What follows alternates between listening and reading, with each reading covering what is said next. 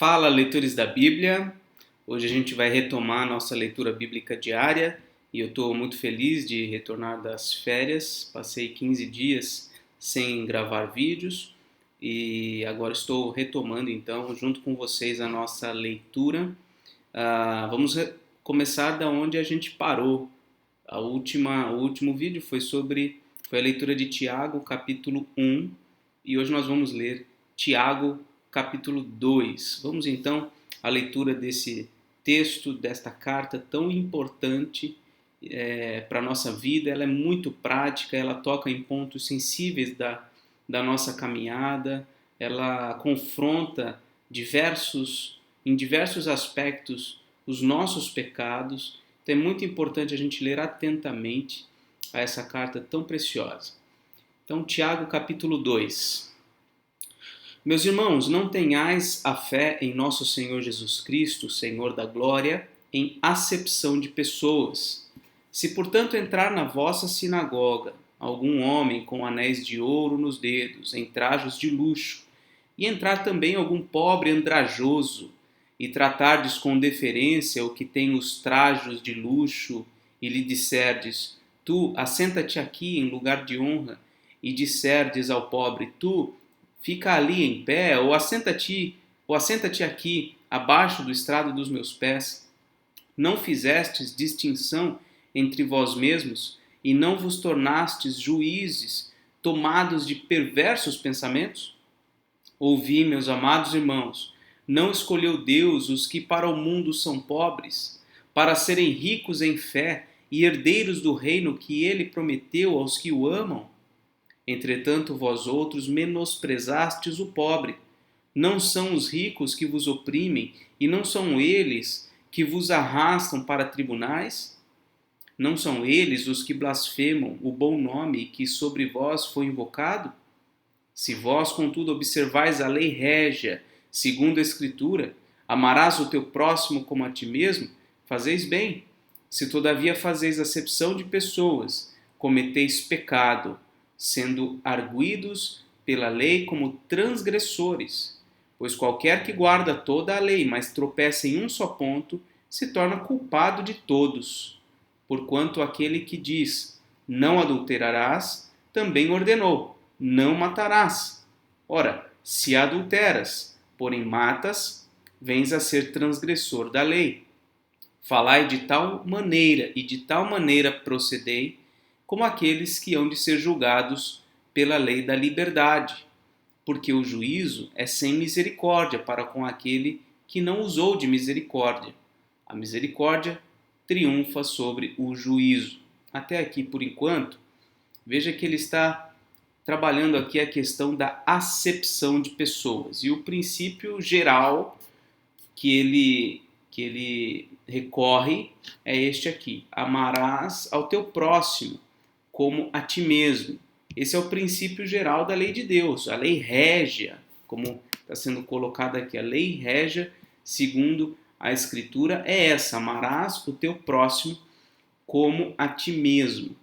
Então veja, ele coloca aqui o fato de que estava acontecendo na igreja. Ele usa aqui o termo sinagoga, né? Talvez no início lá essa palavra fosse usada como uma referência ali ao ajuntamento dos irmãos.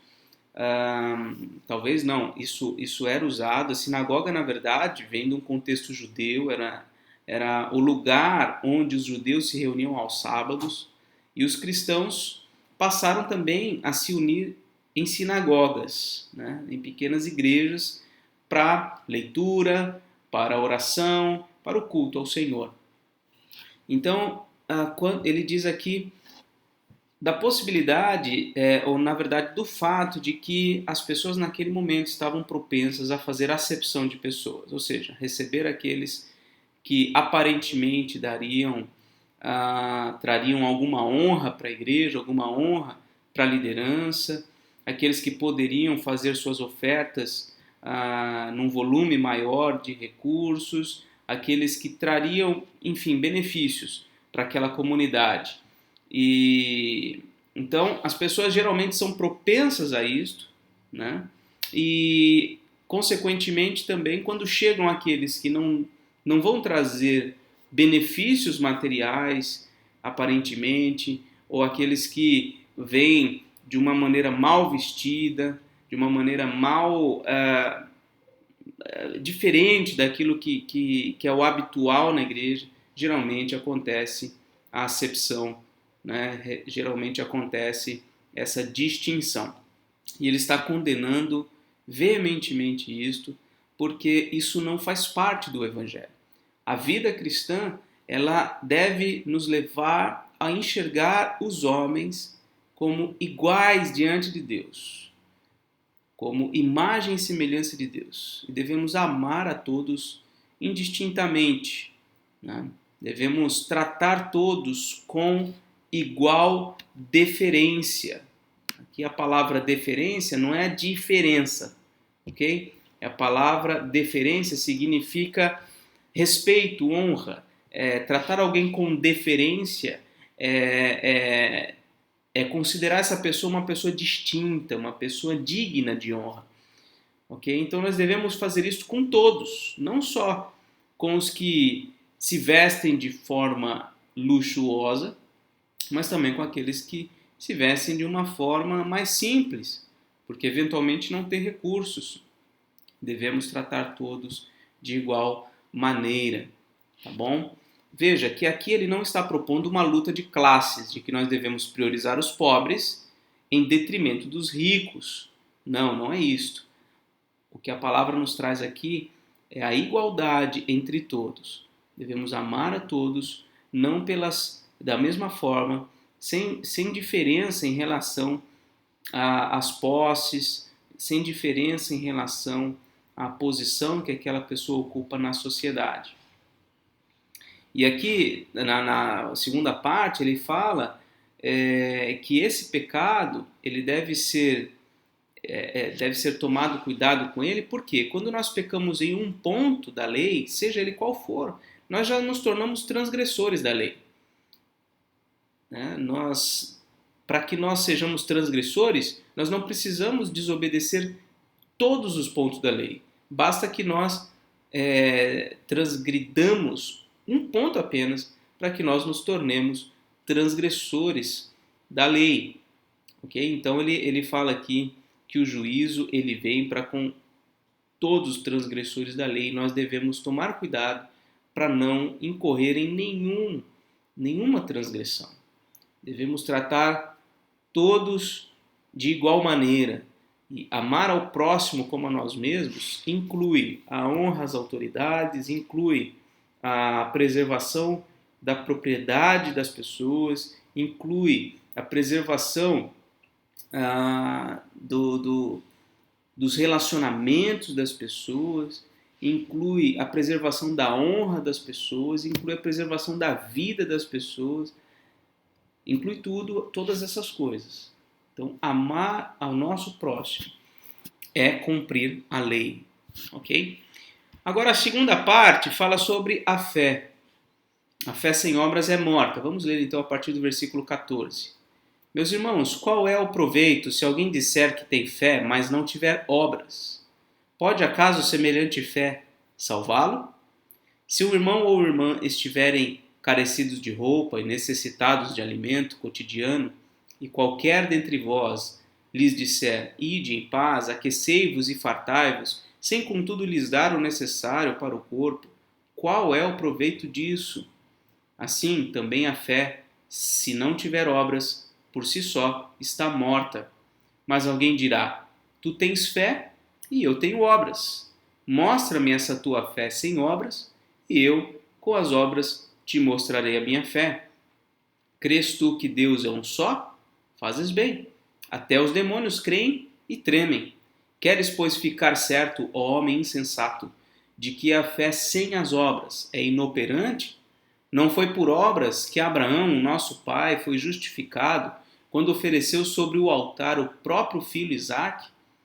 Vês como a fé operava juntamente com as suas obras. Com efeito, foi pelas obras que a fé se consumou e se cumpriu a Escritura, a qual diz, ora, Abraão creu em Deus e isso lhe foi imputado para a justiça e foi chamado amigo de Deus. Verificais que uma pessoa é justificada por obras e não por fé somente. De igual modo, não foi também justificada por obras a meretriz Raabe, quando escolheu os emissários e os fez partir por outro caminho? Porque assim como o corpo sem espírito é morto, assim também a fé sem obras é morta. Então, esta é a parte talvez aqui mais complexa mesmo da gente compreender da carta de Tiago, especialmente em relação, quando a gente compara esse texto com textos do apóstolo Paulo, onde Paulo enfatiza muito, muito fortemente que a salvação é pela fé e não por obras. O que Tiago vai dizer, a salvação não é somente pela fé, mas pelas obras. Né? Tem até um versículo aqui, deixe-me ver, não sei por que ele está selecionando aqui o que. Porque eu tinha clicado. Espera aí, vamos voltar. Voltando. Pronto. Deixe-me ver aqui. Então, bom, eu perdi o fio da meada aqui, mas o que eu queria destacar é isso aqui, ó. Vês como a fé operava juntamente com as obras. Isso aqui com respeito à pessoa de Abraão. Ele usa Abraão, né, para dizer que Abraão ele foi justificado pelas obras, ou seja, o fato dele ter ido com seu filho até o altar, ter se disposto a sacrificar o seu próprio filho, isto é uma obra, ou seja, uma realização dele. E ele foi justificado por causa disso. Então, aqui a fé dele operava juntamente com as obras, né? E aí ele coloca aqui, foi pelas obras que a fé se consumou.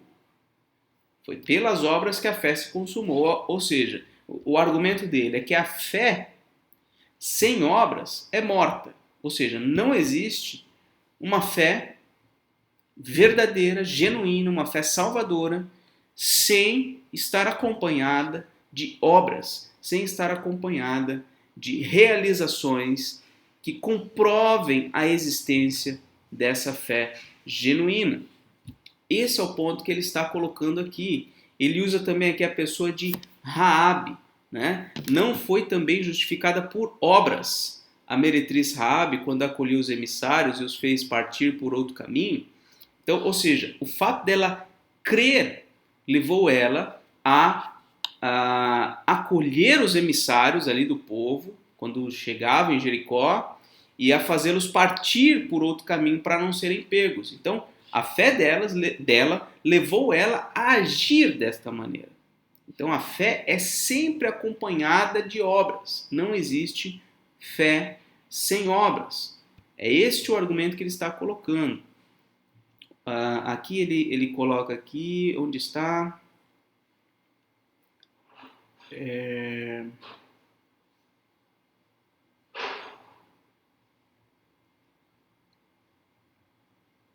Aqui. Verificais que uma pessoa é justificada por obras, uma pessoa justificada por obras e não por fé somente. Isso aqui é o que parece contradizer completamente o que Paulo diz, ok? Só que veja, o mesmo apóstolo Paulo nunca disse que a fé ela é divorciada das obras. Nunca disse. E deixe-me ousar um pouco aqui. Vamos dar uma olhadinha, por exemplo, aqui em Romanos capítulo 3. Romanos capítulo 3, versículo 21 em diante, fala da salvação pela fé em Cristo, certo? Então, o versículo...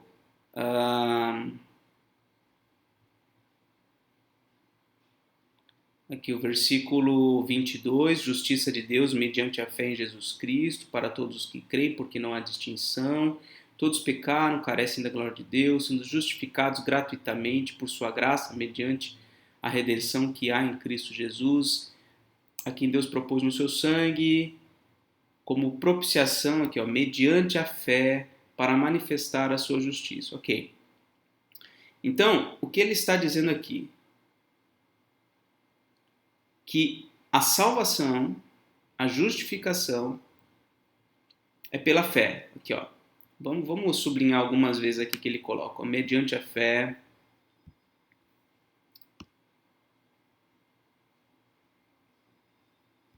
Mediante a fé.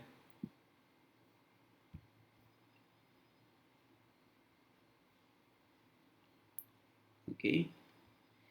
Para ele ser o justificador daquele que tem fé em Jesus. Então, a importância da fé.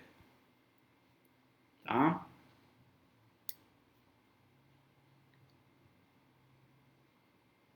Ok. Mas olha o que vem na sequência depois dessa parte. Ele diz aqui. Onde, pois, a jactância? A jactância significa orgulho. Ou seja, se a salvação é pela fé, onde vai ficar então o orgulho por cumprir a lei? Ele diz, foi de todo excluído. Não tem mais. Não tem como ninguém se orgulhar uma vez que a salvação é pela fé. Por que lei? Lei das obras? Como que esse orgulho foi excluído? Pela lei das obras? Não. Pela lei da fé. Concluímos, pois, que o homem é justificado pela fé, independentemente das obras da lei. Aqui é o ponto. Ó. Essa é a conclusão que ele chega. Justificado pela fé, independentemente das obras da lei. Certo? É porventura Deus somente dos judeus? Não. Não é Deus também dos gentios? Sim, também dos gentios. Visto que Deus é um só, o qual justificará por fé o incircunciso, olha só, por fé o circunciso e mediante a fé também o incircunciso. Tá? Anulamos, pois, a lei pela fé? Aqui está o ponto. Não, de maneira nenhuma. Antes, confirmamos a lei. Esse é o ponto. O fato de que a salvação é pela fé significa que não há mais necessidade de cumprir a lei, de realizar na prática a vontade de Deus? Não. O que ele está dizendo aqui? Não, nós não anulamos a lei pela fé. De maneira nenhuma. Não. Hipótese alguma. Antes nós confirmamos a lei. Ou seja, é por causa da fé que nós somos salvos e essa fé nos leva à obediência. Essa fé nos leva à obediência. E aí é engraçado que ele fala de Abraão aqui na sequência, no capítulo 4 de Romanos. Que diremos, pois, ter alcançado Abraão, nosso pai segundo a carne? Porque se Abraão foi justificado por obras, tem de que se gloriar, porém não diante de Deus. E aqui é onde está o ponto de tensão com o Tiago.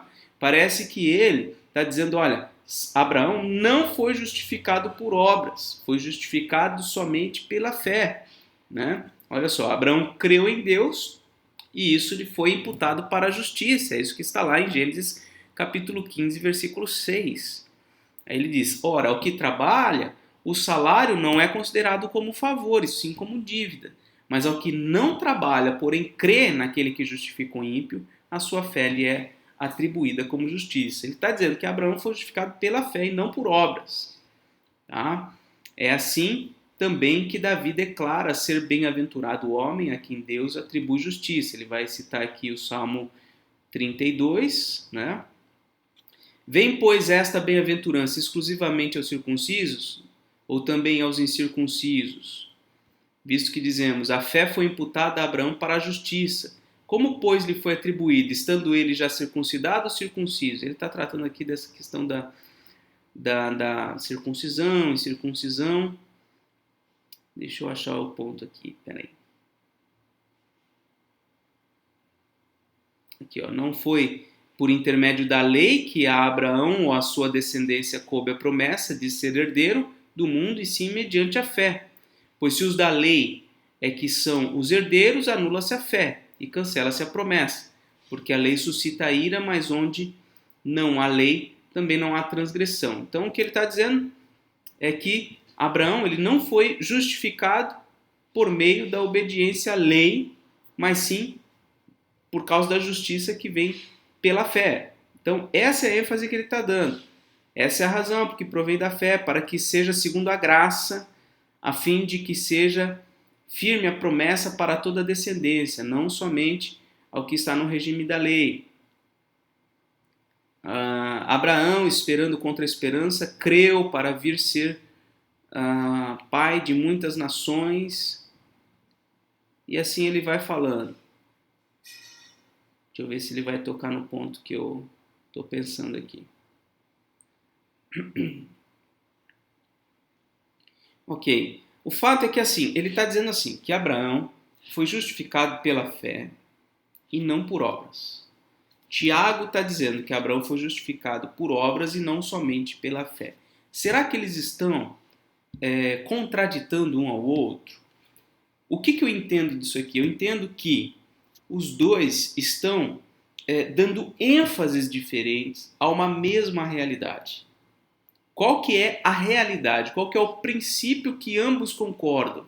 No meu ponto de vista, ambos concordam que a salvação é pela fé, que é naturalmente e obviamente acompanhada pelas obras. Essa é a realidade. Qual que é a ênfase de Paulo? A ênfase de Paulo é para aqueles que estão crendo que são salvos pelas obras. Ele enfatiza então a fé. Não é pelas obras. A fé é o cerne da questão. Foi a fé que levou Abraão a agir da maneira como agiu. Então Paulo enfatiza a fé. Tiago, no entanto, está tratando com outro grupo de pessoas que já entendeu que a salvação é pela fé, portanto, está negligenciando as obras. Está deixando de lado a necessidade de obedecer à vontade de Deus. Então, a ênfase que ele dá é, não, gente, peraí, a fé não é uma fé sozinha, é uma fé acompanhada, é uma fé casada com obras, com obediência à vontade de Deus. Então, não ignorem isto. Então, a ênfase de um é diferente da ênfase de outro. Um enfatiza um lado, o outro enfatiza o outro lado, mas o princípio geral que ambos concordam é que a fé é acompanhada por obras. A salvação é pela fé, e essa salvação pela fé, ela é acompanhada por obras de obediência à lei. Portanto, não há nenhum orgulho, não pode haver nenhum orgulho. Um outro texto importante nessa discussão é o texto de Efésios 2, no capítulo 2, versículo 8, diz assim: pela graça sois salvos, mediante a fé, e isto não vem de vós, é dom de Deus. Então, pela graça sois salvos, mediante a fé, e isto não vem de vós. Então, tudo acontece, a causa primeira é a graça, a causa instrumental é a fé, ok? E isso tudo vem de Deus. A graça vem de Deus, a fé é um dom de Deus. Tanto a graça como a fé são dons de Deus. Mas o que acontece? Olha para o versículo 9. Não de obras para que ninguém se glorie. Agora o 10. Pois somos feitura dele. Nós não somos salvos pelas obras. Ao contrário, versículo 10. Nós somos obras de Deus. Olha que interessante. Nós somos obra dele, nós somos feitura dele, criados em Cristo Jesus. Para quê? Para boas obras. Então, nós somos fruto da realização de Deus. Nós que somos salvos por obra de Deus. Para quê? Para seguirmos realizando as obras de Deus. Para as boas obras, as quais Deus de antemão preparou para que andássemos nelas. Então, Paulo não está dizendo nada diferente do que Tiago disse. Nem Tiago disse nada diferente do que Paulo disse. Ok? É claro, o pastor ele precisa ter uma visão adequada da sua comunidade e enfatizar pontos que precisam ser enfatizados em momentos diferentes. Por quê? Porque a igreja age de maneira diferente dependendo do momento da sua história. Uma igreja muito ativa nas obras deve ser lembrada sempre. Gente, a salvação é pela fé. Uma igreja completamente inativa nas obras, deve ser lembrado, olha, irmãos, a salvação não é pela fé somente. A fé deve ser acompanhada de obras. Então, essa é a minha conclusão. É assim que eu compreendo esse texto tão complexo aí da carta de Tiago. Essa foi então a leitura de hoje e amanhã a gente continua se Deus quiser. Um grande abraço.